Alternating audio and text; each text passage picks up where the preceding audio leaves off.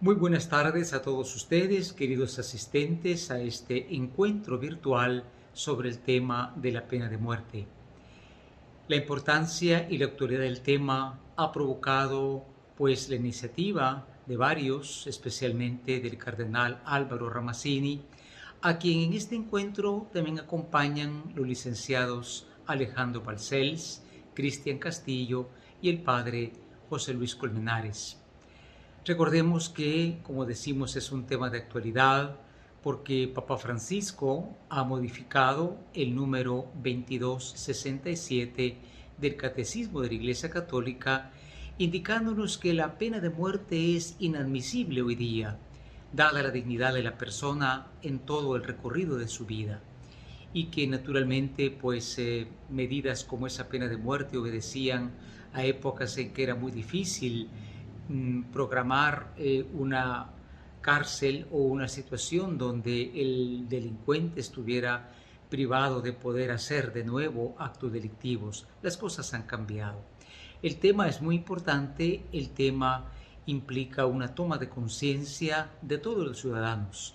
Les dejamos pues a todos ustedes con la conducción del señor Haroldo Sánchez en este importante foro y naturalmente recordemos, la vida es en primer lugar la opción de Dios, la decisión del Señor y de todos aquellos que como ciudadanos y hombres de buena voluntad, como creyentes por así decirlo, estamos a favor de la vida de la persona desde su concepción hasta su fin natural. Sean todos bienvenidos a este importante foro. Buenas tardes a todos. Gracias por acompañarnos en este foro sobre un tema tan importante como es la pena de muerte, que en los últimos días ha salido a luz pública el tema debido a las declaraciones brindadas por el presidente Alejandro Giammattei, donde habla de la posibilidad, según él, de aplicar la pena de muerte para terminar con la violencia que tanto está afectando a diversos hogares guatemaltecos. Pero para ampliar el conocimiento sobre este tema, en este encuentro virtual, que el tema es la pena de muerte en Guatemala, pues tenemos 4 ponencias. Vamos a escuchar la primera a cargo de Monseñor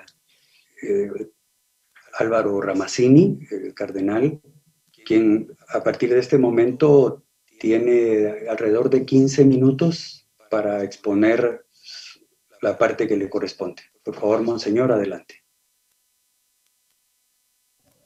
Muchísimas gracias y muy buenas tardes a ustedes, Alejandro, Cristian y también Haroldo, y a los miembros de la Secretaría de Comunicación de la Conferencia Episcopal por estar aquí presentes. El tema de la pena de muerte ha sido debatido durante siglos y en ese sentido, pues como decía muy bien el señor Haroldo Sánchez, lo que ha sucedido y las expresiones del presidente, pues nos han llevado a nosotros desde nuestra responsabilidad de dar a conocer la doctrina de la Iglesia, organizar esto. Yo me voy a referir estrictamente a la doctrina común de la Iglesia Católica sobre la legitimidad o no, sobre la posibilidad o no de la aplicación de la pena de muerte. Quiero decirles que ya desde el año 1992, cuando se publicó el Catecismo de la Iglesia Católica, que resume la enseñanza de la Iglesia, en el número 2266, rápidamente lo leo, se dice que la preservación del bien común de la sociedad exige colocar al agresor en estado de no poder causar ya perjuicio. Por este motivo, la enseñanza tradicional de la Iglesia ha reconocido el justo fundamento del derecho y deber de la legítima autoridad pública para aplicar penas proporcionadas a la gravedad del delito sin excluir, en casos de extrema gravedad, el recurso a la pena de muerte. Es decir, claramente se señala entonces la posibilidad de aplicar la pena de muerte desde la enseñanza de la Iglesia, pero en casos de extrema necesidad. Esto indudablemente, para quienes hemos vivido toda la renovación del Concilio Vaticano II y sobre todo el impulso que la Iglesia ha estado tratando de hacer para poder revitalizar la vivencia del Evangelio, pues nos parecía un poco contradictorio, porque el Evangelio es la buena noticia que fundamenta todo en el amor a Dios y en el amor al prójimo. Y amor al prójimo, pues son todos, pecadores, culpables, inocentes, etc. Pero en ese sentido, el catecismo fue publicado en el año 1992. Pero luego después, en el año 1995, en un documento del Papa ahora Santo Juan Pablo II, el documento es una carta encíclica que se llama El Evangelio de la Vida. Allí el Papa Juan Pablo II escribe lo siguiente en el número 56. Es evidente que precisamente, antes, ¿no? En el contexto anterior del número 55, se sitúa también el problema de la pena de muerte, respecto a la cual hay, tanto en la Iglesia como en la sociedad civil, una tendencia progresiva a pedir una aplicación muy limitada e incluso su total abolición. Estamos año 95. El problema se enmarca en la óptica de una justicia penal que sea cada vez más conforme con la dignidad de la persona y, por tanto, en último término, con el designio de Dios sobre los hombres y mujeres y la sociedad. Así comienza este número 56. Es evidente que precisamente para conseguir todas esas finalidades, reparar la violación de los derechos personales y sociales, imponer a los reos una adecuada expiación del crimen, para que pueda ser así readmitido al ejercicio de su propia libertad, para que la autoridad preserve el orden público y la seguridad de las personas, para conseguir eso, la medida y la calidad de la pena deben ser valoradas y decididas atentamente, sin que se llegue a la medida extrema, de la eliminación del reo, salvo en casos de absoluta necesidad. Es decir, cuando la defensa de la sociedad no sea posible de otro modo. Es entonces el caso extremo. Hoy, sin embargo, gracias a la organización cada vez más adecuada de la institución penal, estos casos son ya muy raros, por no decir prácticamente inexistentes. Entonces, vamos viendo que hay un avance en la doctrina. Esto después, como lo decía, lo encontramos ahí en Evangelium Vitae, que es del año 1995.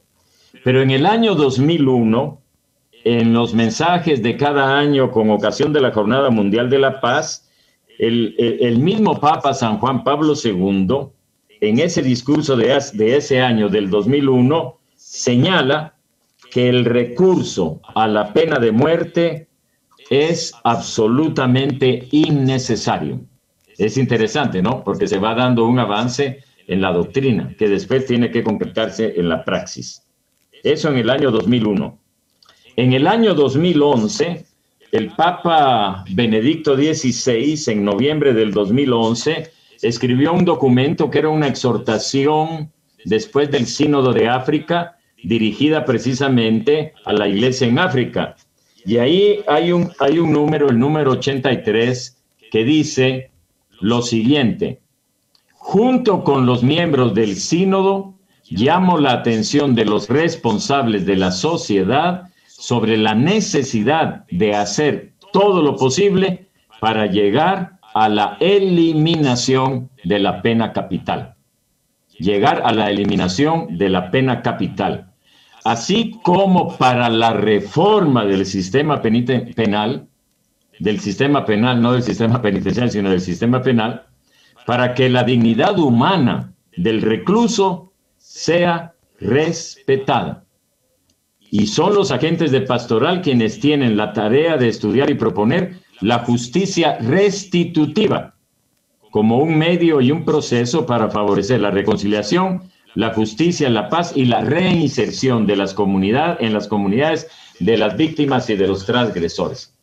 Bueno, entonces ustedes ven que la enseñanza va avanzando hasta que llegamos ahora al documento del Papa Francisco, Fratelli Tutti, en donde él, de una manera abierta, señala que no se debe aplicar la pena capital, o sea, la pena de muerte. Hay una serie de números, ¿no?, en este documento que van desde el número 263 de Fratelli Tutti y sigue hasta el 270, en donde dice, termino con el número 268 por razón del tiempo, porque veo que ya se me está terminando. Todos los cristianos y los hombres de buena voluntad, entonces no solo los cristianos, sino hombres de buena voluntad, están llamados, por lo tanto, a luchar no solo por la abolición de la pena de muerte, legal o ilegal que sea, y en todas sus formas, sino también con el fin de mejorar las condiciones carcelarias en el respeto de la dignidad humana de las personas privadas de libertad. Y esto yo lo relaciono con la cadena perpetua. La cadena perpetua es una pena de muerte oculta. Es decir, entonces, la posición ahora, que nosotros los obispos, porque hay también una carta escrita en el año 2018, escrita por el prefecto de la Congregación de la Fe, donde nos pide a nosotros los obispos que cambiemos ese número que yo le señalaba antes del catecismo, el número 2266, en donde se justifica la aplicación de la pena de muerte. Es decir, ha habido un viraje total ahora en el pontificado del Papa Francisco sobre este tema. Y esa es entonces la posición que nosotros los obispos, en comunión con el Papa, sostenemos y defendemos. Bueno, eso rápidamente para ir viendo cómo dentro de la misma iglesia se va dando una evolución en el pensamiento y en la reflexión hasta llegar a lo que yo he dicho. Nosotros, en la Iglesia Católica, no queremos la pena de muerte, y me llama la atención la frase que la cadena perpetua es una especie de pena de muerte oculta. Bueno, esto era lo que yo quería comentar con ustedes. Gracias, cardenal. Bueno, ahora le corresponde el espacio al abogado y también el columnista en Prensa Libre, Alejandro Balcells, quien tiene a continuación sus 15 minutos para la segunda ponencia de esta noche. Muchas gracias, Haroldo. Monseñor, buenas tardes.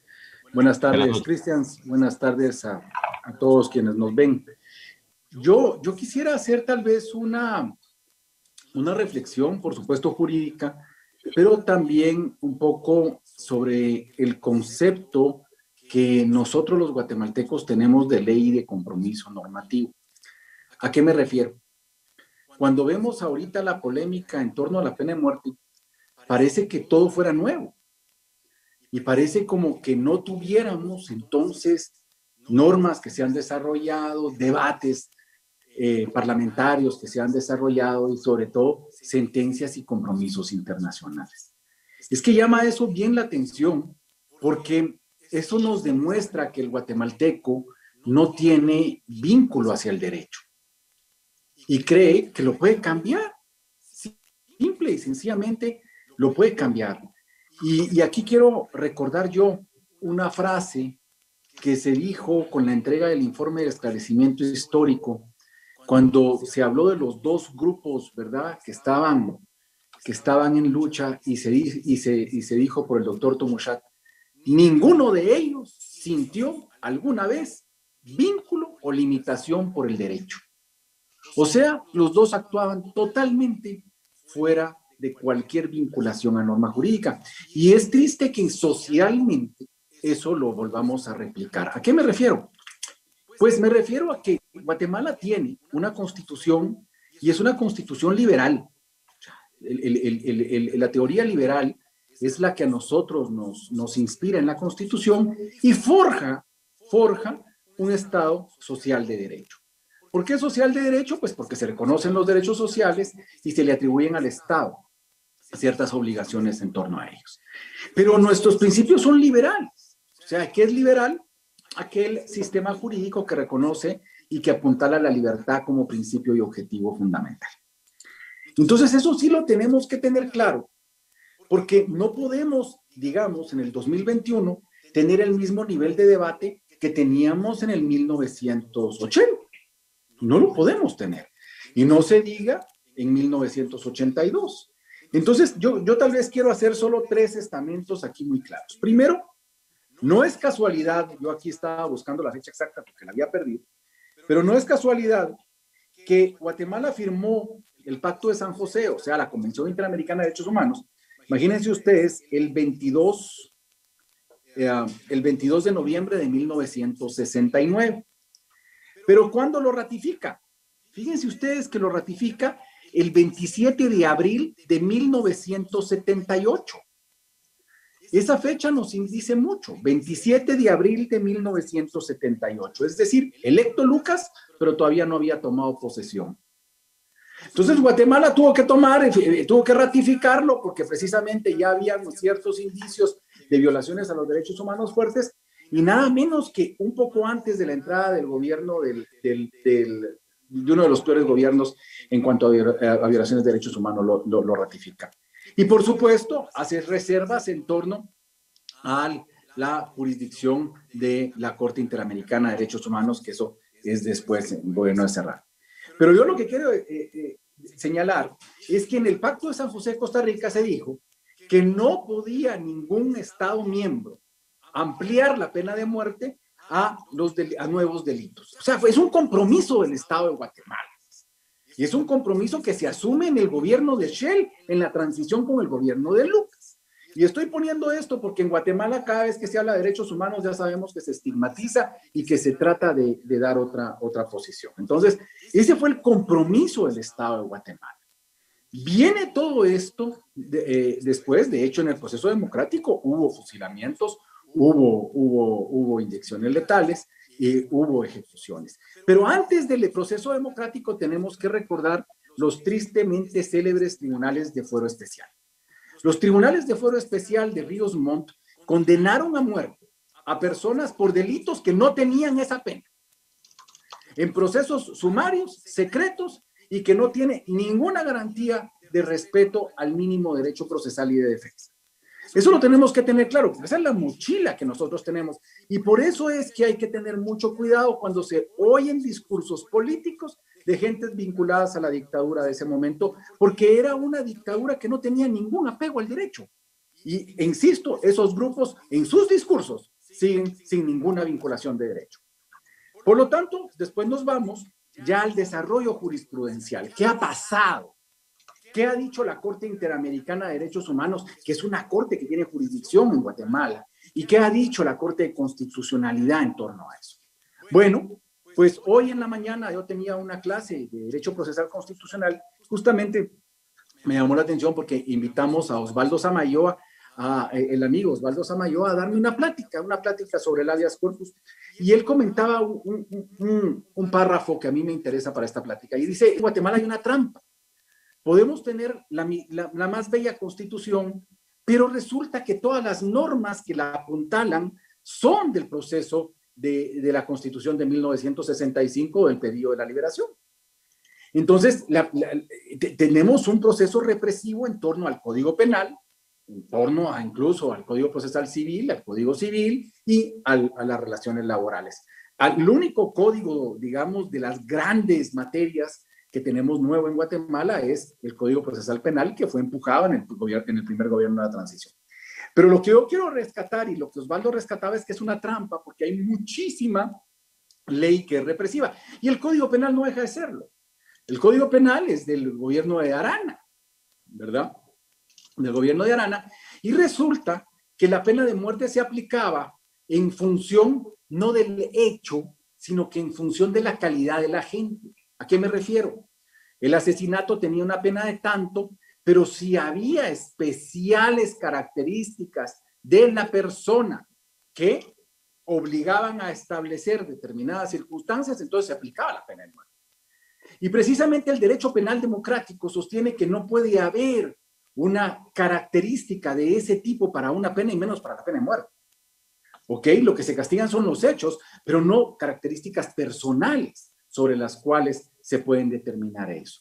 Y eso se fue resuelto por la Corte de Constitucionalidad y fue resuelto en función de lo que se ha reconocido en todo este hemisferio. Entonces, yo estoy de acuerdo en tener un debate sobre la pena de muerte. Por supuesto que es interesante tenerlo, pero ¿sobre qué bases en este país? Porque no podemos partir de que no hay nada y no podemos partir de que no hay vínculos y que no hay compromisos. Porque después oímos que precisamente el criterio para defender la pena de muerte es la aplicación de la ley. Pero ¿cómo vamos a estar aplicando la ley entonces en torno a una violación a ella misma? Yo sí quiero sostener esto, porque esta jurisprudencia, estos fallos son vinculantes para todos. Entonces Guatemala declaró inconstitucionales los delitos que tenían precisamente esa característica de la peligrosidad de la gente, porque era un tema que no podía concebirse para una sanción o para un derecho punitivo, y sobre todo para una pena de muerte. Entonces ya no están dentro del ordenamiento jurídico, ya no lo tenemos. Y nos iríamos entonces a que el Congreso tendría que legislar nuevos delitos para la pena de muerte, pero resulta que el compromiso convencional de Guatemala es asumido por el gobierno de Shell y de Lucas en esa transición, es que no se puede ampliar esos delitos.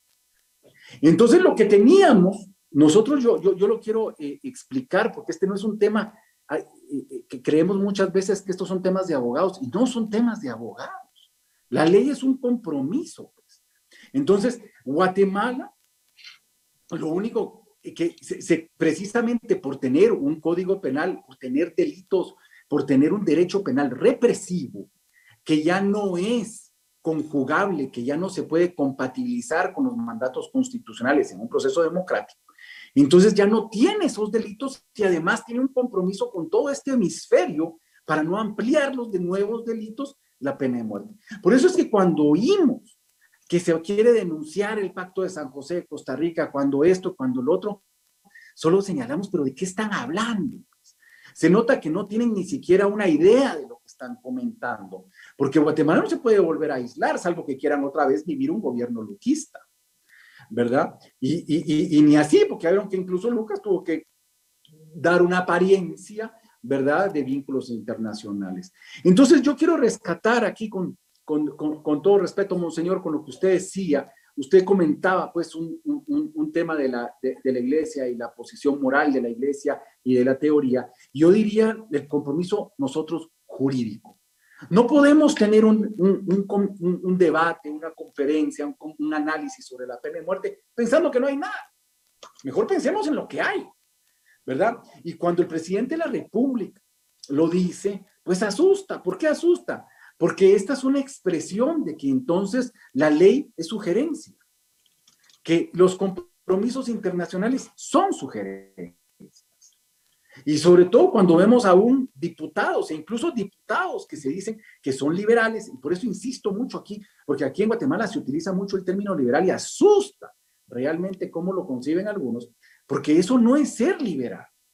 Eso es precisamente la antítesis del liberalismo, porque se está precisamente fallando y se está legislando en torno a establecer principios que no son liberales. Y aquí me refiero. ¿A qué me refiero? Pues que yo puedo hacer todo aquello que no está prohibido. Ese es el derecho privado. Monseñor puede hacer todo aquello que no está prohibido. Pero si Christians fuera ministro, él solo puede hacer aquello que está permitido. O sea, en derecho público se hace solo lo que la norma permite y en derecho privado hacemos lo que nosotros querramos. Y ese es precisamente uno de los principios liberales. Entonces, yo puedo hacer cosas inmorales, sí, pero no son ilegales. ¿Ok? No tengo una sanción del Estado por determinada acción mía. Ahora, y ese es precisamente el principio liberal. Ahora, cuando nosotros vemos que hay ciertos partidos liberales y ciertas organizaciones que se dicen liberales, pero a su vez están proclamando que se puede nada menos que terminar con la vida de una persona y pasando por todo concepto de legal, pues asusta. Ahora, y quiero terminar nada más con una cuestión más. Y esta es una cuestión sistémica y es una cuestión institucional. Cuando la CICIG y cuando vino todo este proceso, ¿verdad?, de lucha anticorrupción y hubo encarcelamientos, pues, y el sistema judicial se puso a prueba, mucha gente descubrió el drama que viven muchísimos guatemaltecos, que es la prisión provisional precisamente indefinida. Entonces, vimos lo enclenque o lo precario de nuestro sistema judicial. Y yo invitaría a Haroldo, a Cristian y por supuesto a Monseñor a que fuéramos un día a la carceleta que está en la Torre de Tribunales, a esa carceleta, y nos demos cuenta de las condiciones sobre las cuales un privado de libertad está. Y está en el sótano del Palacio de Justicia. Entonces, no digamos cómo deben estar las cárceles del país. Y digo esto porque si nosotros no hemos llegado a enfrentar y a resolver, y por lo menos tener una política institucional judicial para resolver el problema de la prisión provisional, imagínense ustedes hablar de la pena de muerte. El tamaño del error judicial es enorme en Guatemala, enorme. Entonces, digamos que tuviéramos leyes claras, digamos que tuviéramos tipificaciones penales claras, digamos que no se hubieran declarado inconstitucionales estos delitos, bueno, pues entonces, ¿qué ocurre? El propio sistema no garantiza defensa, el propio sistema no garantiza un proceso depurable. Entonces, ¿qué es primero? Y aquí sí, ¿qué es primero? Primero, entonces, apuntalemos, antes de hablar de ese rigor de penas, hablemos de un fortalecimiento judicial, hablemos de jueces independientes. Tenemos una Corte Suprema que año y medio está sobre el periodo y además el Congreso no le hace caso a la Corte de Constitucionalidad porque no quiere. En fin, así no se puede construir un sistema de protección a los derechos humanos. Y termino con una reflexión. La violación al derecho de Álvaro es una amenaza al derecho de Haroldo. Si nosotros no concebimos que la violación al derecho de cualquiera de nosotros constituye una amenaza para todos, simple y sencillamente vamos a querer empezar de cero cualquier análisis jurídico y cualquier análisis político con los problemas que esto conlleva, y eso solo dibuja precisamente el subdesarrollo jurídico en el cual estamos viviendo y la irresponsabilidad política de determinados dirigentes. Ahí termino. Gracias. Gracias, licenciado Balcells. Bueno, ahora le corresponde el turno al licenciado Cristian Manolo Castillo. Él es licenciado en Relaciones Internacionales, es analista y politicólogo, y también es conductor del noticiero a las 8:45 de Canal Antigua. Licenciado Castillo, tiene usted en este momento el uso de la palabra. Muchísimas gracias, en primer lugar, a la Conferencia Episcopal por la oportunidad de poder trasladarles algunas reflexiones académicas en torno a este debate que, como ya bien lo refería don Alejandro Balcells, a quien le externo mi saludo, igualmente a don Haroldo Sánchez y a Monseñor Cardenal Álvaro Ramazzini. El licenciado Balcells ya refería que es un tema añejo en el país de discusión intermitente. Para poder entrar en algunas consideraciones concretas respecto de este tema, me voy a permitir proyectarles una presentación que he preparado y que en gran medida lo que hace es hacer un repaso de una serie de elementos jurídicos, políticos, sociológicos, mediáticos y de fe que pasan a veces desapercibidos en el debate de la pena de muerte. Iniciaría refiriendo que esta imagen que ustedes tienen en sus pantallas le dio la vuelta al mundo el año en que Guatemala firmó los acuerdos de paz.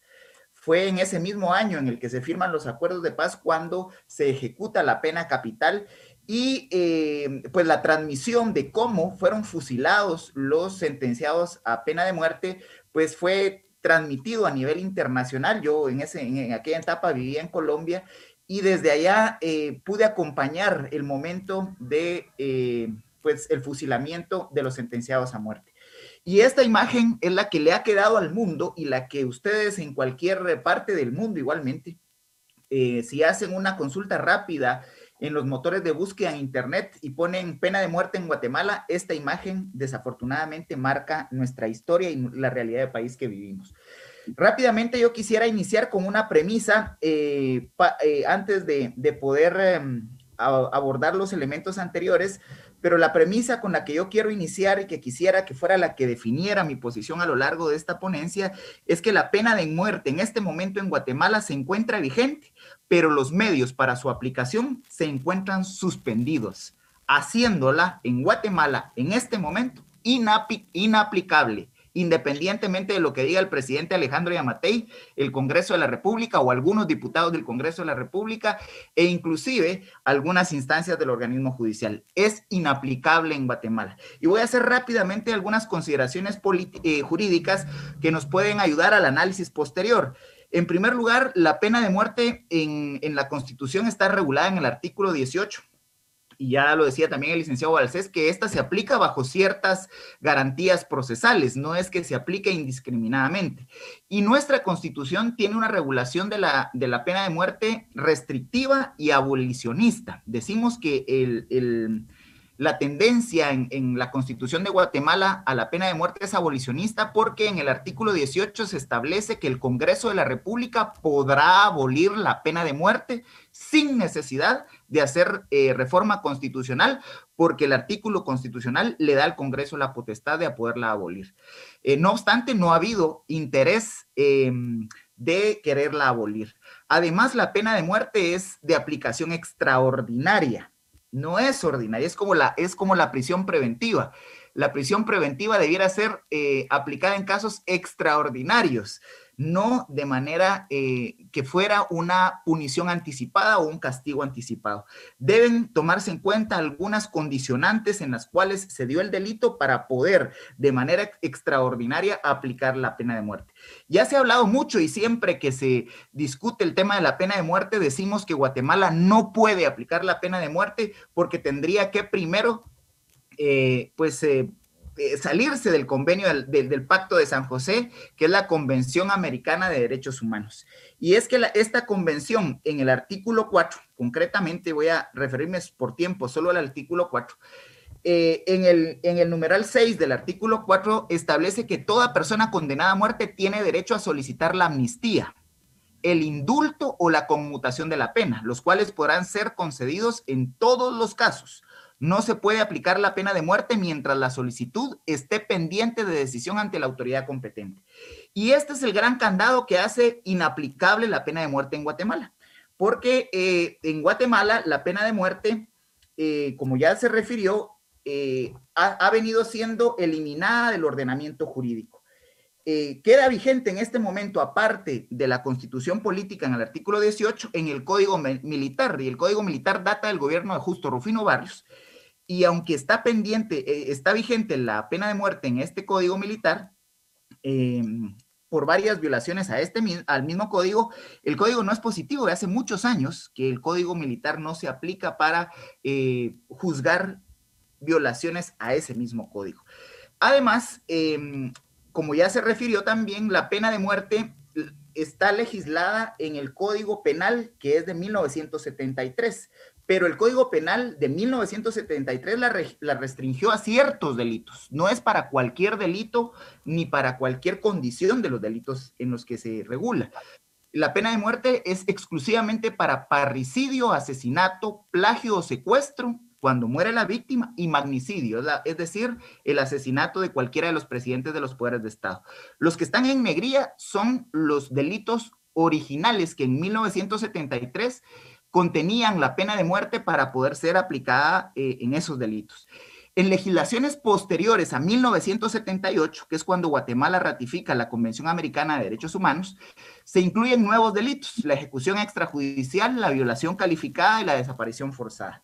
No obstante, como estos delitos que no están en negrilla fueron legislados después de haber ratificado la Convención Americana de Derechos Humanos, la Corte de Constitucionalidad ha venido prácticamente sacando del ordenamiento jurídico guatemalteco la aplicabilidad de la pena de muerte en todos los delitos. La Corte de Constitucionalidad ya dejó sin efecto los supuestos para imponer la pena de muerte en cualquiera de los delitos contenidos en el Código Penal de 1973 y las posteriores reformas.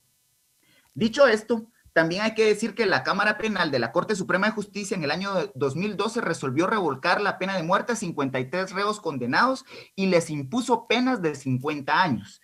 Acá hay la primera gran contradicción. Esto lo hace la Corte Suprema sin existir en el país una regulación del indulto que impone la Convención Americana de Derechos Humanos en el numeral 4, en el artículo 4, perdón, en el numeral 6. Entonces, Guatemala no tiene una base jurídica que regule el indulto, y a pesar de ese vacío, la Corte Suprema, pues, decidió revocar la pena de muerte.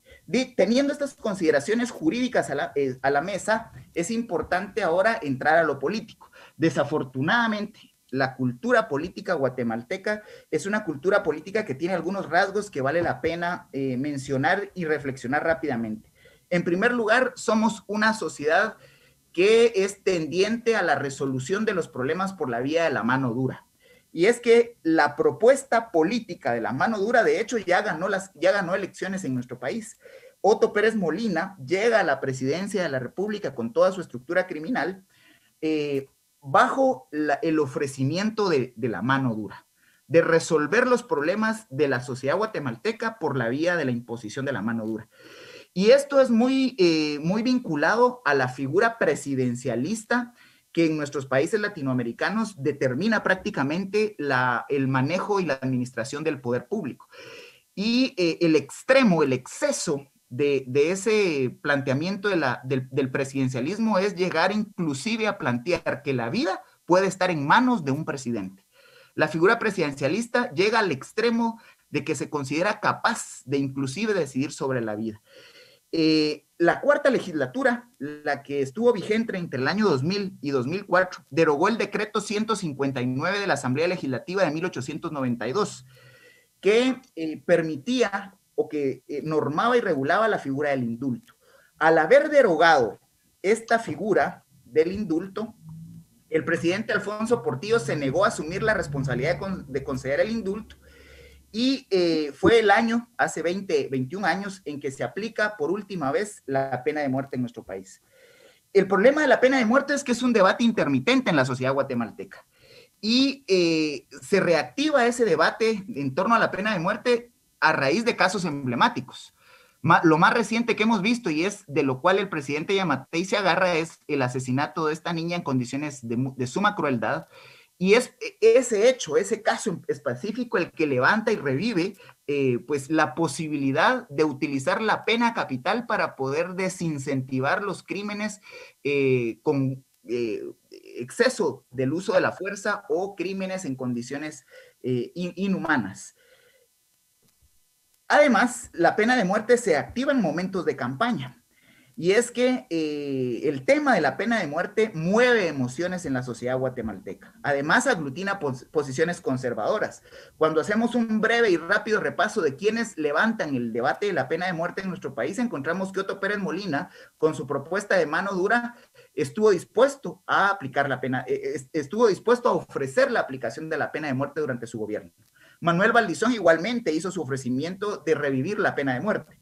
Suri Ríos, inclusive en el año 2019, levanta el tema electoralmente y lo ofrece como una propuesta de campaña. Roberto Arzú, igualmente en el 2019, ofreció la pena de muerte como una forma de resolver los problemas y desafortunadamente en este momento de la historia del país, nuestro presidente constitucional de la República de Guatemala, electo democráticamente, se ha atrevido a levantar este debate nuevamente. Sí, no sin decir también que hace un par de semanas la diputada Lucrecia Marroquín de Palomo, luego del asesinato de su esposo, también levantó en el año 2015 el debate de la necesidad de la aplicación de la pena de muerte, pero hace 2 o 3 semanas ella, como diputada, ha ofrecido levantar la iniciativa de ley 5714 que regularía en gran medida las posibilidades de reactivar la pena de muerte en nuestro país. En términos políticos, es un debate demagógico y populista que utilizan los políticos que quieren tener en sus manos inclusive la vida. Es preocupante cuando un político levanta este debate porque nos está lanzando a la sociedad guatemalteca el mensaje de que quiere tener la capacidad de decidir inclusive sobre la vida de los ciudadanos del Estado guatemalteco. Y el problema que hace que este tema a nivel político se siga levantando es que hay una gran aceptación en diferentes segmentos del electorado respecto de aplicar la pena de muerte. La regulación legislativa en este momento, pues desafortunadamente ni ha derogado el artículo 18 porque ha faltado voluntad política de los últimos 5 congresos de la República para poder derogar este artículo 18 de la Constitución. La sexta legislatura intentó regular el indulto presidencial para permitir que se pudiera nuevamente aplicar la pena de muerte, cumpliendo con ese numeral 6 del artículo 4 de la Carta Americana de Derechos Humanos. Sin embargo, el presidente Colom vetó la iniciativa que intentaba reactivar o normar el indulto. En este momento, como decía en la premisa inicial, hay un vacío legal. El presidente no puede ni debe calificar el indulto porque no existe regulación para hacerlo. Además, el presidente solo puede hacer, como bien ya se refería anteriormente por el licenciado Balcells, el presidente solo puede hacer lo que la ley le permite. Y en este momento Alejandro Yamatei no puede aplicar o levantar ese debate porque está expulsado del régimen electoral, del régimen jurídico guatemalteco, aunque sigue existiendo ese artículo 18 en la Constitución. Y además podríamos decir que a la hora de que se intente reactivar la pena de muerte en nuestro país, habría toda una serie de interferencia entre los poderes de Estado, lo cual está prohibido por el artículo 141 constitucional, debido a que la sentencia de pena de muerte la emite el organismo judicial, el indulto lo tiene que reactivar mediante una legislación el Congreso y al final lo tendría que aplicar el organismo ejecutivo, el presidente de la República. La facultad de juzgar y ejecutar lo juzgado, según la Constitución guatemalteca, corresponde con exclusividad al organismo judicial y ninguna otra autoridad podrá intervenir en la administración de justicia. Dicho esto, entonces, regreso a la premisa inicial.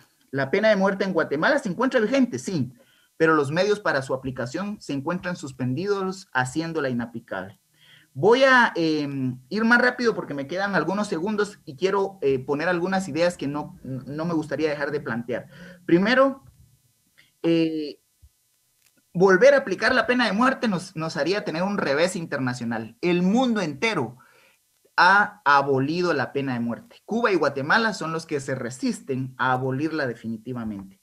Además, esto demuestra que hay una clara ausencia de una cultura de paz en el país.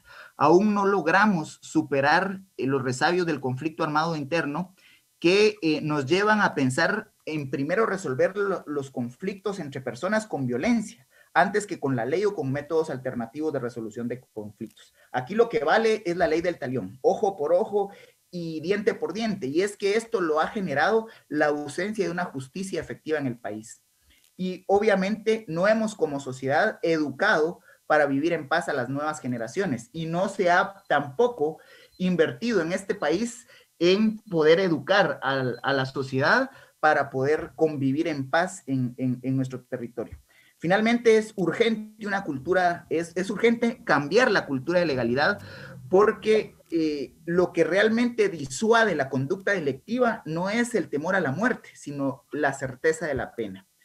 El temor a perder la vida para las estructuras criminales no es un problema. La conducta criminal no le teme a morir. El culto a la Santa Muerte de algunas estructuras criminales latinoamericanas demuestra que no hay un respeto a la vida. Y el problema es que la sociedad guatemalteca entonces lo que ve en este tipo de aplicaciones como la pena de muerte es buscar venganza y no necesariamente justicia. Y eso ha llevado inclusive a acciones como la justicia en la propia mano. Rápidamente, no voy a entrar a las consideraciones mediáticas, tal vez hay un momento posterior para ello, pero no quiero dejar de decir que a partir de mi posición de fe como católico, hay algunos elementos que hay que rescatar. Primero, este debate de abolir la pena de muerte en Guatemala viene desde el gobierno de Alfonso Portillo. En agradecimiento a la tercera visita del Papa Juan Pablo II, ofreció públicamente buscar los mecanismos legales para abolir la pena de muerte en Guatemala. No obstante, no se ha hecho desde el gobierno de Alfonso Portillo. Casi 20 años de este ofrecimiento de un presidente y no se ha logrado abolir en la legislación nacional totalmente la pena de muerte. El Papa Francisco, en el párrafo del Catecismo sobre la pena de muerte, a partir de aprobar con un reescrito la nueva redacción del artículo 2267 del Catecismo de la Iglesia Católica, establece: hoy está cada vez más viva la conciencia de que la dignidad de la persona no se pierde, ni siquiera después de haber cometido crímenes muy graves. Y la nueva redacción de este artículo del Catecismo de la Iglesia Católica establece: por lo tanto, la Iglesia enseña a la luz del Evangelio que la pena de muerte es inadmisible porque atenta contra la inviolabilidad y la dignidad de la persona, y se compromete con determinación a su abolición en todo el mundo. Y obviamente los católicos tenemos como mandato central, como uno de los 10 mandamientos centrales de nuestra fe, el no matarás. Y dice el Papa Francisco en la Fratelli Tutti, en uno de los discursos que dio en el Congreso norteamericano: estoy convencido que este es el mejor camino porque cada vida es sagrada, refiriéndose a la abolición de la pena de muerte. Y en la Fratelli Tutti, en el numeral 263, citando al Papa San Juan Pablo II, refiere: la pena de muerte es inadecuada en el ámbito moral y ya no es necesaria en el ámbito penal. Estos son mandatos certeros de nuestra fe y obviamente rigen y conducen los debates de los católicos en este debate de la pena de muerte en los diferentes sistemas jurídicos en el mundo. Muchas gracias. Gracias a usted, licenciado Castillo, por sus reflexiones, que son válidas en momentos donde la sociedad guatemalteca, pues, al escuchar al propio presidente volver a sacar la pena de muerte como una opción, hay grupos que lo apoyan, otros grupos que no están de acuerdo. Entonces el debate como el de esta noche es bien importante. Ahora, en la cuarta ponencia le corresponde al reverendo padre José Luis Colmenares. Él es graduado en Teología Moral en la Universidad Gregoriana de Roma y es párroco de la parroquia El Sagrario, de Catedral Metropolitana. Muy buenas tardes a todos, que Dios los bendiga. Agradezco mucho la invitación de la Conferencia Episcopal para participar de este foro en el que vamos a analizar el tema de la pena de muerte. Este tema levanta muchos furores, muchas pasiones. Hay muchas personas que sin pensarlo la aprueban, otras personas que sin embargo consideran la dignidad de la persona humana. Así es que es bueno que revisemos la moralidad de este tema y a eso vamos a entrar. Recientemente se ha querido reevaluar la aplicación de la pena de muerte en Guatemala. Sin embargo, desde antes la pena de muerte no ha sido realmente ejecutada. Hasta el 2000, en el año 2000 fue la última vez en que se ejecutó a una persona en nuestro país. El propio presidente Yamatei, cuando estaba en campaña, se expresó de la siguiente manera: la pena de muerte no es una solución para la inseguridad en Guatemala. Como tal, no resuelve la inseguridad, no resuelve los problemas que estamos viviendo. Al contrario, puede ser catalogada muy bien, como se denomina en un refrán guatemalteco que dice: pan para hoy, hambre para mañana. En esa declaración el actual presidente indica: si bien es cierto, crea una falsa sensación de seguridad y durante un tiempo pareciera que el índice criminal va a la baja, el resultado final es que hay un aumento de la violencia. Quisiera haber tenido más tiempo para mostrarles algunos números de países en los que la pena de muerte está vigente, otros países en donde ya no lo está, cuáles son los números de los condenados a muerte. Sin embargo, no da tiempo para tanto. es suficiente decir que la pena de muerte está disminuyendo en todo el mundo, prácticamente en la región latinoamericana. Son solamente 6 países que la tienen vigente, pero que no la ejecutan desde hace muchos años. Estos países son Cuba, Guatemala, Chile, Perú, El Salvador y Brasil. En el área de la América inglesa, sí hay varios países que la tienen vigente y que la ejecutan. Habría mucho que decir al respecto, y otra cosa muy interesante es que muchísimas personas que están en el corredor de la muerte finalmente son luego declaradas inocentes, sobre todo ahora gracias al uso de los exámenes de ADN. Pero claro, solamente el 10% de los crímenes dejan trazas de ADN que pueden ayudar a la solución de estos crímenes, ¿verdad? Vamos a entrar más bien a la parte que nos interesa. ¿Qué dicen los cristianos sobre la pena de muerte? Primero tenemos que reconocer que hay posiciones divergentes sobre el tema, sobre todo si consideramos que las iglesias protestantes tienen su propio parecer, la Iglesia Católica el suyo. Yo me voy a limitar a presentar los motivos de índole eminentemente moral que están detrás de las declaraciones del Magisterio Pontificio, sobre todo a partir del Papa Juan Pablo II. A este respecto es determinante hablar de la encíclica Evangelium Vitae o el Evangelio de la Vida, publicada en 1995. En ella, Juan Pablo II pide una movilización global para construir una nueva cultura de la vida. Dice el número 5 de la encíclica: si la Iglesia al final del siglo pasado no podía callar ante los abusos entonces existentes, se refería a la encíclica Rerum Novarum de León XIII sobre la cuestión obrera, menos aún puede callar hoy cuando las injusticias sociales del pasado, tristemente no superadas todavía, se añaden en tantas partes del mundo injusticias y opresiones incluso más graves. La presente encíclica quiere ser una confirmación precisa y firme del valor de la vida humana y de su carácter inviolable, y al mismo tiempo una acuciante llamada a todos y a cada uno en nombre de Dios. ¿Cuál es el aspecto más preocupante que ofrece la encíclica sobre la amenaza contra la vida? Dice el Papa Juan Pablo II que es la tendencia cada vez más frecuente a interpretar estos delitos contra la vida como legítimas expresiones de la libertad individual, que incluso quieren ser reconocidas y protegidas como verdaderos y propios derechos.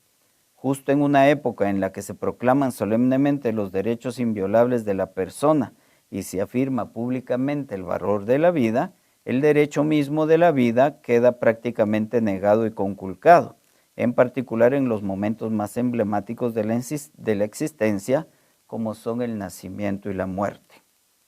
¿Dónde se origina esta contradicción? En el concepto de la libertad, que exacta absolutamente al individuo. Si quisieran ustedes leer acerca de esto, pueden consultar los numerales 19, 20 y 21 de la Evangelium Vitae. ¿Y qué ocurre cuando estos criterios se plasman en leyes aprobadas democráticamente? Solo diré esto: la democracia no puede mitificarse convirtiéndola en el sustituto de la moralidad. Fundamentalmente, la democracia es un ordenamiento y como tal un instrumento y no un fin. Su carácter moral no es automático, sino depende de la moralidad de los fines que persigue y de los medios de que se sirve. Por eso incluso, dice el Papa, leyes de este tipo que legitiman cosas indebidas no solo no crean ninguna obligación de conciencia, sino que por el contrario establecen una grave y precisa obligación de oponerse a ellas mediante la objeción de conciencia. Esto vale en todos los casos, pero sobre todo en situaciones como el aborto, la eutanasia y otras que tristemente están siendo aprobadas en muchas legislaciones del mundo. Pasemos propiamente al tema de la pena de muerte. ¿Qué pasa cuando el ser humano al cual se quiere eliminar no es inocente? La encíclica trata el tema de la pena de muerte en el marco de la legítima defensa. Dice, sin duda alguna el valor intrínseco de la vida y el deber de amarse a sí mismo, no menos que a los demás, son la base de un verdadero derecho a la propia defensa. Por desgracia sucede que la necesidad de evitar al agresor, que el agresor cause daño, conlleva a veces su eliminación. En esta hipótesis el resultado mortal se ha de atribuir al agresor que se ha expuesto con su acción. Entonces, cabe considerar la pena de muerte como legítima defensa de la sociedad. La autoridad pública, claro que debe reparar la violación de los derechos personales y sociales mediante la imposición al reo de una adecuada expiación del crimen, como condición para ser readmitido al ejercicio de su propia libertad. De este modo, la autoridad alcanza también el objetivo de preservar el orden público y la seguridad de las personas, no sin ofrecer al mismo reo un estímulo y una ayuda para corregirse. Y entonces, dice la encíclica, es evidente que precisamente para conseguir todas estas finalidades, la medida y la calidad de la pena deben ser valoradas y decididas atentamente, sin que se deba llegar a la medida extrema de la eliminación del reo, y acota, salvo en casos de absoluta necesidad, es decir, cuando la defensa de la sociedad no sea posible de otro modo. Pero agrega el Papa, hoy sin embargo, gracias a la organización cada vez más adecuada de la institución penal, estos casos son ya muy raros, por no decir prácticamente inexistentes. Lo anteriormente expresado por la encíclica Evangelium Vitae está a la base de la formulación que tenía anteriormente el numeral 2267 del Catecismo de la Iglesia Católica. Este también anteriormente dejaba cierto espacio a la pena de muerte, aunque reconocía que era prácticamente inexistente cualquier caso en el cual se darían las condiciones para su legítimo recurso. En sintonía se encontró también el Papa Benedicto XVI, y llevando el discurso a su maduración natural en el ambiente de la fe cristiana, el Papa Francisco ha reformulado este numeral del Catecismo de la Iglesia Católica en el año 2017. Ahora dice taxativamente, la Iglesia enseña a la luz del Evangelio que la pena de muerte es inadmisible, porque atenta contra la inviolabilidad y la dignidad de la persona y se compromete con determinación a su abolición en todo el mundo. Este catecismo entonces ha sido reformulado para que en su enunciado quede muy claro que la pena de muerte es inadmisible. Naturalmente, habrá personas que vean esto como una oportunidad para asimilar poco la doctrina de la Iglesia. Hay algunos crímenes horrendos en la sociedad que invitan a elegir la pena capital como única medida justa para reparar el desorden cometido en el seno de la comunidad, ya sea porque la malicia del crimen es muy grande o porque su difusión puede ser exponencial.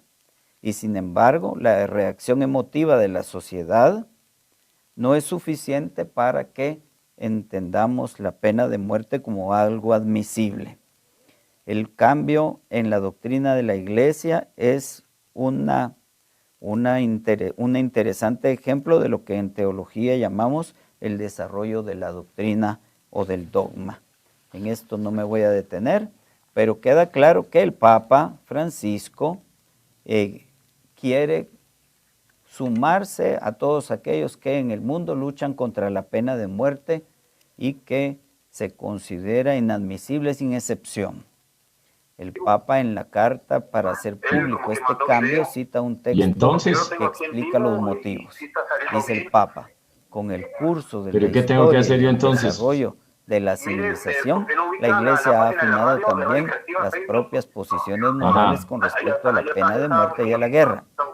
Lo que está debajo es siempre la misma noción antropológica de base, la dignidad fundamental del hombre creado a imagen de Dios. La imagen de Dios, fundamento de la dignidad humana, que misteriosamente no la pierde ni el más abyecto criminal, justifica este cambio de postura así como el progreso social y penitenciario que permite a la sociedad protegerse de estos criminales. Incluso debería, aunque no es frecuente que suceda, encauzar su reinserción social o por lo menos fomentar su corrección.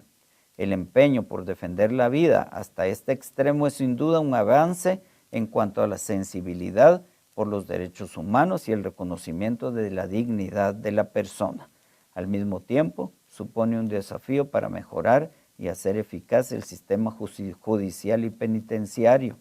Así resulta patente que queda aún mucho por hacer en este rubro.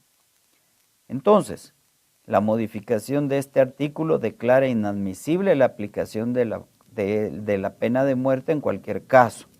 Francisco pide la abolición en todo el mundo y este cambio no nos ha de resultar extraño, ya que la Iglesia, empezando por la Sagrada Escritura y con su experiencia milenaria, defiende la vida desde su concepción hasta la muerte natural y sostiene la plena dignidad humana de toda vida humana en cuanto a imagen de Dios, tal como se explica desde el libro del Génesis.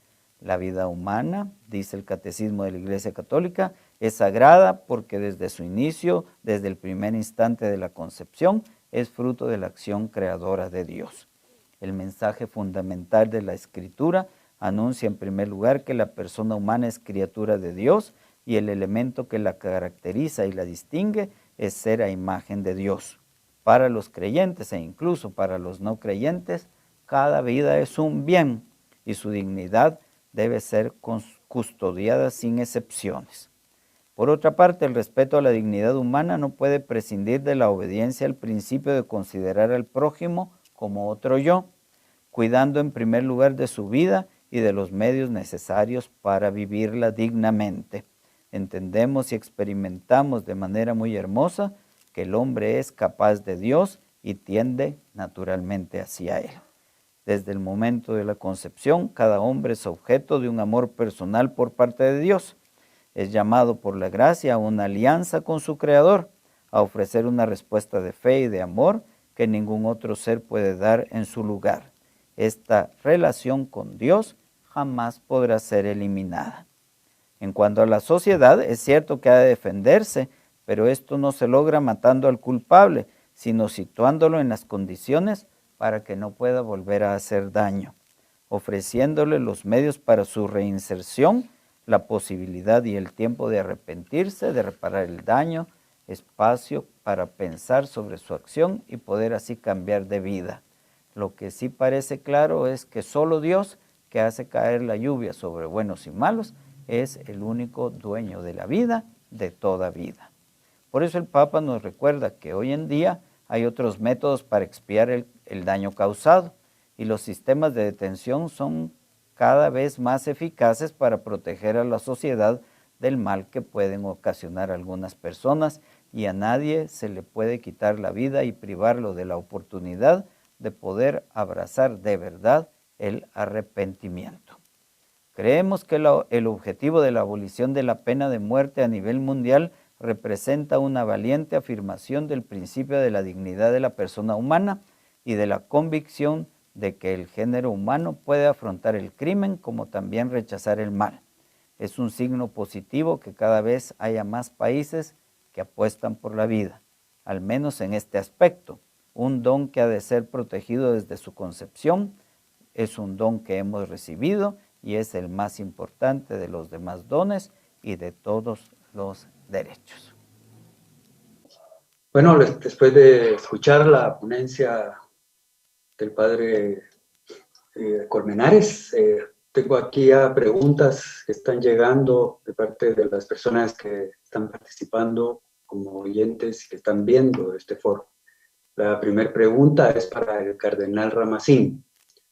Dice, cardenal, ¿a qué atribuye usted el cambio que ha tenido la Iglesia en torno a la pena de muerte? Ya que primero la aceptaba y en los últimos años esto ha cambiado. La pregunta es, ¿por qué este cambio? Bueno, una de las razones es que los mismos tiempos van cambiando y van entonces desafiando las posiciones tradicionales de la Iglesia. Por eso en la Iglesia se hacen los concilios. El Concilio Vaticano II vino a abrir las ventanas para situaciones que habían sido vistas de un cierto modo y después pues fueron reformadas por el mismo concilio. Pongo un ejemplo que es un ejemplo sencillísimo, que no tiene que ver con temas morales. Antes se celebraba la misa en latín, con espaldas al pueblo. Esto se vio que realmente hacía perder el sentido de lo que es el significado de la misa, la participación del pueblo de Dios, y entonces entra toda la reforma litúrgica. Yo hablaba de cómo en el siglo XVII, en el año 1917, se publicó por primera vez el Código de Derecho Canónico, y del 1917, 1983, que se hace la reforma y que todavía hay una comisión pontificia que va verificando los cambios que hay que hacer, hay en realidad un abismo. A mí me tocó, porque estudié eso, me tocó estudiar todo el Código de Derecho Canónico de 1917 y todas las reformas que se planeaba hacer en el año 1983, porque yo estudié Derecho Canónico del año 1976 al 1981. Es decir, hay también una acción del Espíritu de Dios que va ayudando a verificar que ciertas situaciones tienen que ser modificadas.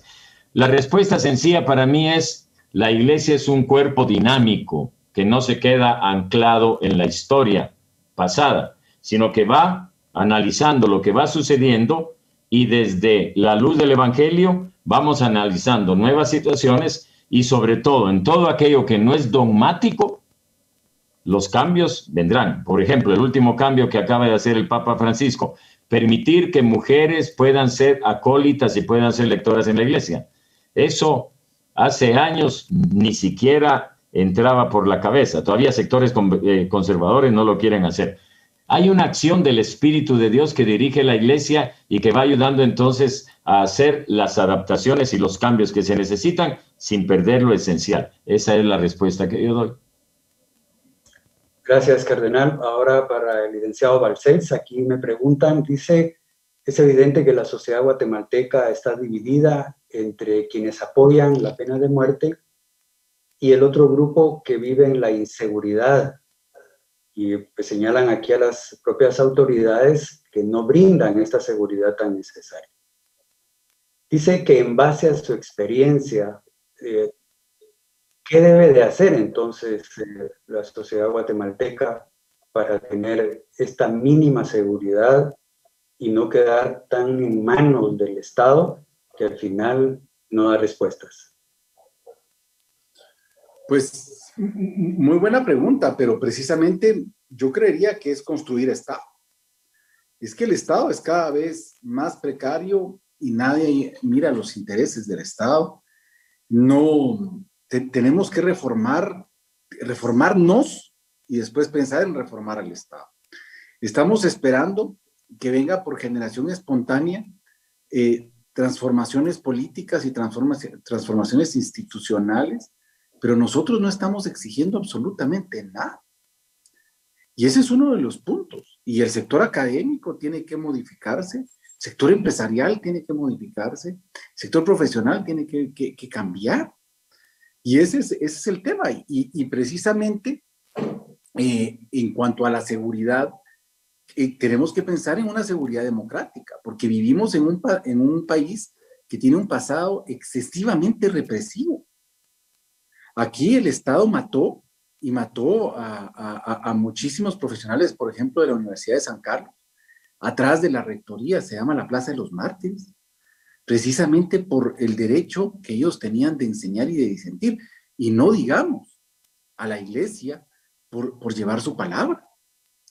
Entonces, tenemos que tener claro de que no es con represión, y tenemos que voltear a ver y ver los países que precisamente están logrando vivir más en paz. No son los países más represivos, pero es un proceso. El primer proceso que tenemos que exigir son jueces independientes. No pueden haber un sistema de justicia que sea dependiente de sectores de poder. ¿Por qué? Porque cualquiera de nosotros puede estar metido en un proceso penal mañana y puede ser solo objeto de una venganza. Entonces nosotros tenemos que entender que tenemos que construir país. Y desgraciadamente los guatemaltecos tenemos muy enraizado de que el Estado debe ser represivo. Y eso es algo que hay que destruirlo y que hay que eliminarlo. El Estado debe reprimir, es cierto, pero conforme a la ley y conforme a principios democráticos y republicanos, y precisamente de ahí viene todo el contexto de convenciones internacionales. No somos una isla en el planeta, sino que somos parte de una región. Y eso es lo que nosotros tenemos que entender. Entonces, primero exigir. Yo creo que el guatemalteco, mucho de lo que vivimos es por nuestra apatía, por nuestro desinterés y por no interesarnos en el Estado. Estamos dejando que el Estado sea saqueado cada 4 años por distintos grupos y no pasa absolutamente nada más. Y eso es algo que tenemos que cambiar, porque nunca va a haber seguridad si la seguridad es negocio. Así es simple. Con la inseguridad gana mucha gente.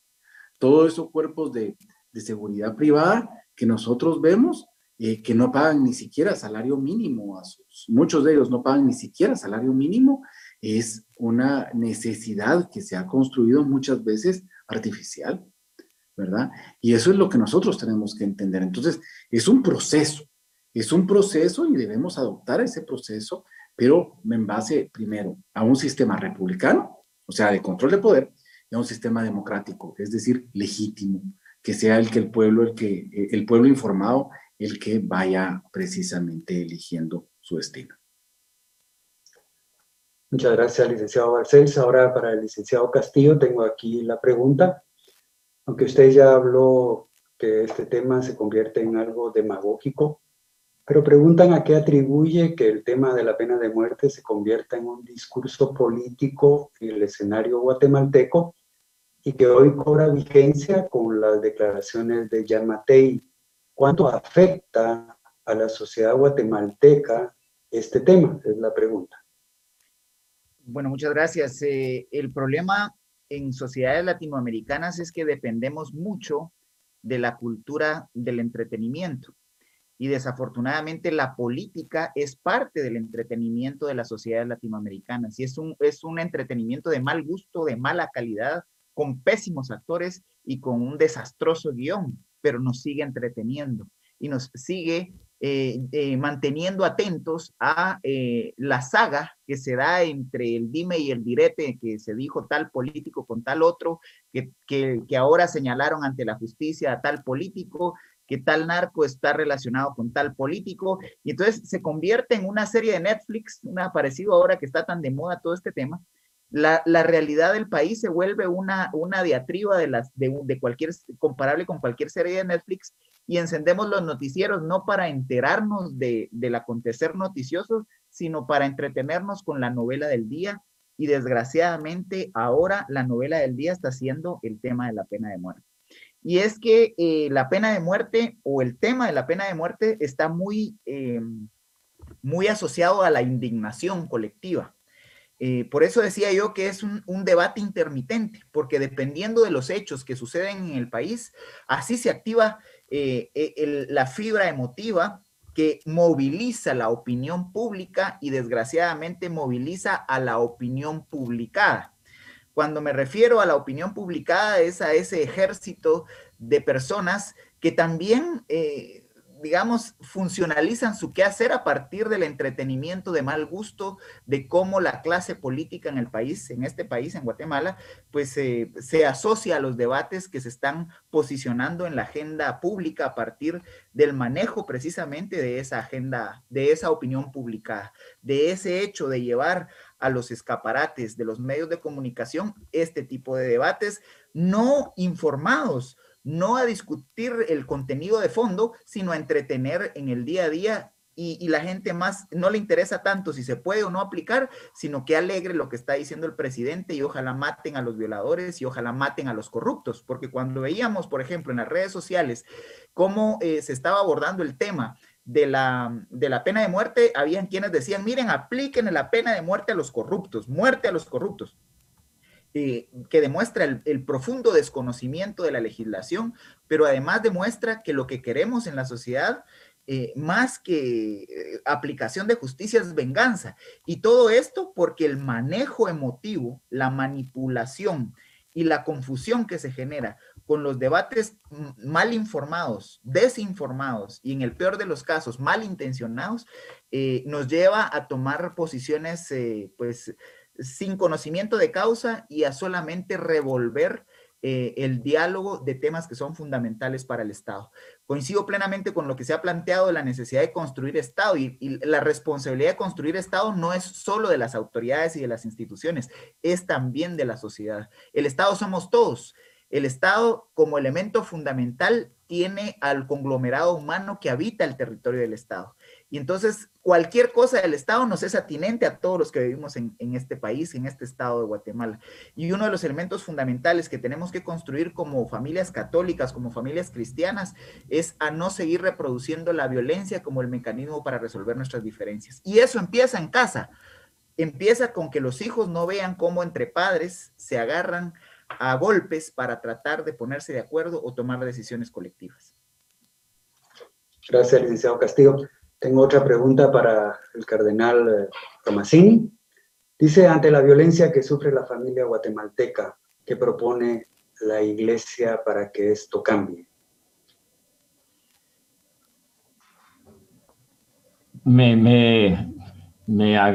¿Cómo se dice? Sí, me engancho ahora a la pregunta, a lo que dijo Cristian.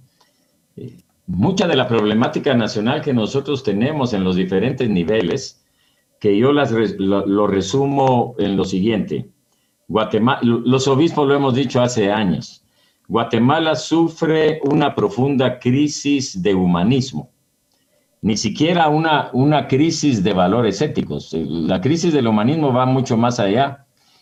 ¿Y dónde es en donde comienza todo esto? Pues comienza en la familia. Muy bien lo acaba de decir Cristian, ¿no? Lo dijo también Alejandro. Construir Estado, fortalecer el Estado, construir la familia. Cuando yo en la vida pastoral veo las infidelidades de los maridos, los amantes que tienen, cuando yo en las familias veo los papás borrachos que golpean a los hijos y que golpean a las mamás, cuando veo también que en las familias esa interrelación, que por otro lado lo tengo que decir ahora, la pandemia, algunas cosas beneficiosas en medio de todo lo que significa ha traído, y es que ha obligado a las familias a estar más relacionadas. Y ese es algo que debemos aprovechar. Pero cuando se pierde ese sentido de la vida familiar y de una educación familiar que consiste en inculcar valores, porque el papá y la mamá y los abuelos, si viven con ellos, son los primeros íconos vivientes de esos valores, entonces vamos a ir logrando cambiar esta mentalidad que ya se ha señalado, que está en el fondo de toda esta problemática de la cual ahora estamos hablando. Ahí, los que tenemos una responsabilidad social, háblese de profesionales, háblese de sacerdotes, de obispos, de pastores, etcétera, tenemos una gran responsabilidad. Creo que hemos de verdad olvidado que la familia, y lo decía San Juan Pablo II, es el medio por el cual se transmiten los valores éticos, los valores humanos, a través de las mismas experiencias que se viven. Cristian hablaba de Netflix, ¿no? Hace poco yo estaba viendo una película de Netflix muy interesante en la que se plantea el problema de una niña que ve ejemplos tremendos en su vida familiar que después ella, siendo adulta, los replica. El tema familia es un tema fundamental en este país, de veras. Y quería hacerme eco también de lo que había dicho el licenciado Balcells, cuando hablaba de visitar la carceleta de allá debajo del Palacio de Justicia, ¿no? Yo he visitado la cárcel, he visitado varias cárceles, porque es uno de mis trabajos, y ojalá que en un futuro pudiéramos hacer un debate sobre el sistema actual penitenciario, para descubrir las atrocidades que ahí se viven, ¿no? Realmente, cuando uno visita esas cárceles, uno descubre tantas historias humanas de familias rotas que llevaron a los que están ahí privados de libertad a hacer lo que hicieron. Seguir trabajando en la familia es fundamental, absolutamente fundamental. Es lo que yo respondería. Gracias, cardenal. Licenciado Balcells, aquí hay otra pregunta. Como el tiempo ya se nos está agotando, pero es importante que podamos responder a las inquietudes de las personas que nos están viendo. Dice, ¿qué se puede hacer ante un Estado que muchos califican de fallido para cambiar la actual situación de inseguridad que vive la población? Involucrarse, interesarse y participar. Lo que este Estado cada vez está peor por la indiferencia. La omisión pesa más que la acción. Y aquí todos tenemos una responsabilidad, absolutamente todos. Entonces siempre se puede dar más, siempre se puede dar más.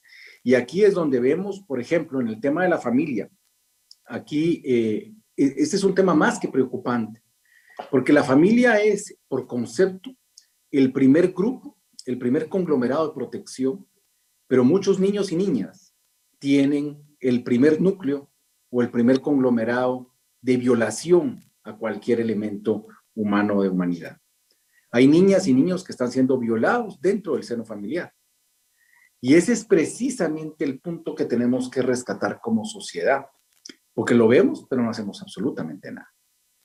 Estamos esperando lo que decíamos en un principio, que por generación espontánea las cosas se compongan.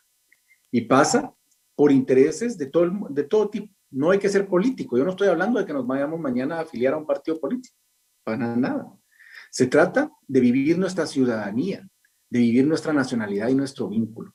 Estamos viendo que el país precisamente está como está porque nuestra omisión frente a la corrupción, nuestra omisión frente a los mandatos de integración de mínima republicana no se está dando. Y somos parte de eso. Y somos muy conformistas con lo que estamos viendo. Entonces, una democracia exige realmente de una ciudadanía participativa. No se trata de vivir la democracia cada 4 años yendo a votar. Eso no es democracia. Esto es una cuestión mucho más grande. Y esto nos lleva a interesarnos por la cosa pública. Y aquí lo vemos ahora en la pandemia. Nos tocó la pandemia, es cierto, igual que a todo el mundo, pero con un sistema de salud colapsado porque ha sido saqueado por N cantidad de gobiernos que solo han tenido las medicinas y que han tenido las instituciones de salud solo para volver a millonarios a muchos. Y precisamente no hay capacidad. Y vemos ahora que El Salvador, y vemos Costa Rica, y vemos que México ya tienen la vacuna y nosotros ni siquiera tenemos un horizonte con ello. En Colombia ya llegó por lo menos 50,000 dosis. Es decir, vamos atrasados. Y aquí no, y ese es uno de los puntos. Y termino con una reflexión, Haroldo, que eso es uno de los puntos. Vamos a ser violentos y vamos a seguir siendo violentos cuando veamos organizaciones muy ligadas al narcotráfico metidas en la política institucional del país y que no pase absolutamente nada. Y hablo del Congreso de la República y hablo de alianzas oficialistas que no deben existir. Y esto no es política, esto es eminentemente un criterio jurídico. Y eso es uno de los puntos. Mientras nosotros veamos como parte del paisaje que organizaciones vinculadas al crimen tienen participación en institucionalidad republicana y están eligiendo incluso magistrados y están eligiendo el diseño constitucional, obviamente vamos a vivir en violencia. Es que eso no se puede cambiar. Nosotros mismos estamos fomentando eso. Entonces, empecemos por interesarnos, empecemos por cambiar esas cosas, empecemos por denunciar y empecemos por exigir. Si al final del día todo lo que queremos es vivir en paz y vivir en nuestro trabajo y vivir con la familia y que otros gobiernen. No todos quieren ser políticos, hombre. Lo que queremos es vivir en paz. Pero esta gente no lo entiende. Y este saqueo al cual estamos nosotros ahorita siendo víctimas, mucha de la culpa es por omisión. Muchas gracias.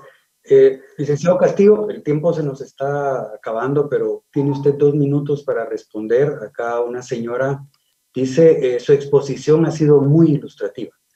Siguiendo sus razonamientos, ¿qué le queda a los guatemaltecos para superar el clima de miedo que se vive actualmente en el país? Bueno, una pregunta sumamente compleja. El miedo es una herramienta de imponer voluntad, de imponer la voluntad propia sobre otros. Y obviamente el miedo ha sido un recurso desafortunado que ha construido la sociedad guatemalteca. El Estado de Guatemala se ha construido sobre una estrategia de temor, de terror y de miedo. Y los últimos 100 años del Estado en Guatemala ha sido una historia de golpes, de sangre, de tropezones, de abusos. Y entonces, obviamente, el miedo en nuestra sociedad está institucionalizado, empezando otra vez desde el hogar. El recurso del miedo en el hogar se utiliza para prácticamente para todo. Entre padres se amenazan constantemente. La corrección, que no es el abuso de la fuerza sobre los hijos, se ha transgredido o se ha abandonado en el peor de los casos.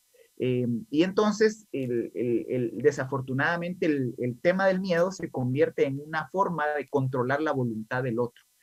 Y es la forma, además, en la que las estructuras criminales intentan dominar a la sociedad. Y me sumo a lo planteado por el licenciado Balcells.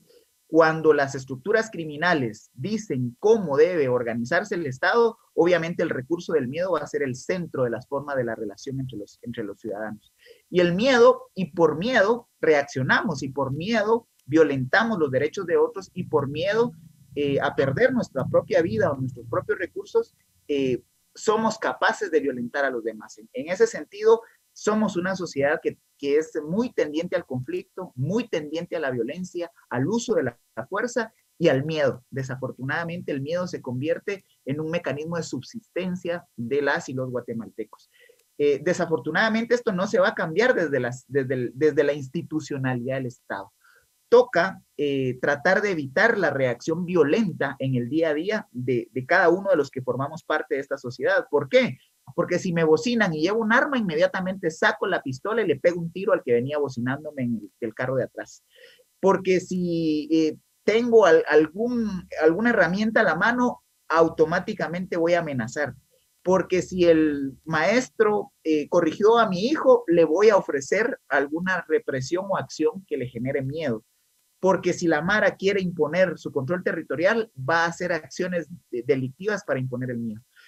Somos una sociedad que desafortunadamente se relaciona en primera instancia a partir de ese temor, de ese miedo a que el otro me pueda violentar en mis derechos e inclusive en mi integridad física.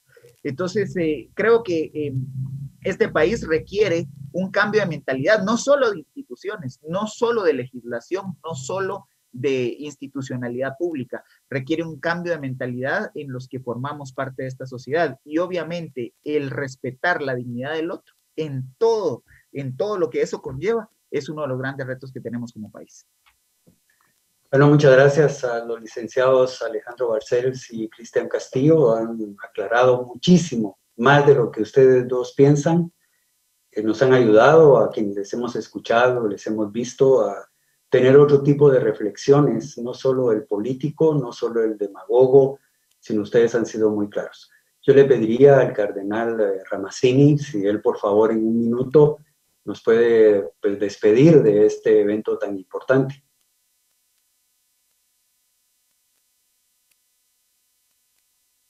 Tiene apagado su micrófono, cardenal. Más que una despedida, quisiera como sintetizar en unas frases lo que yo he venido escuchando, ¿no? Hay que castigar a los hechos y no las personas. Queda pendiente el tema de qué debe de hacer el Congreso en este debate, cuál es su responsabilidad en este asunto. Que tenemos que incrementar un compromiso en lo que es la legalidad.